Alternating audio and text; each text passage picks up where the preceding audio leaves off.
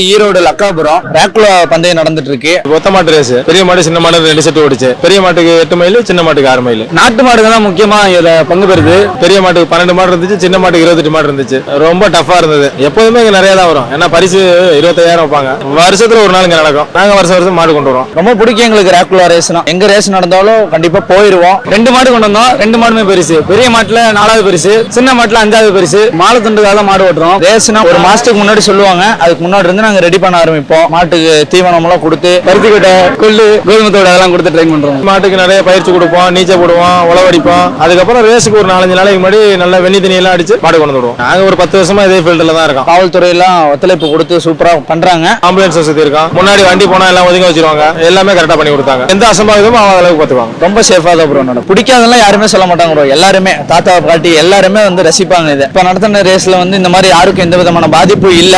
நல்லபடியா நடந்து முடிஞ்சு. யாருக்கும் எந்த விதமான ஒரு இதுவுமே இல்ல.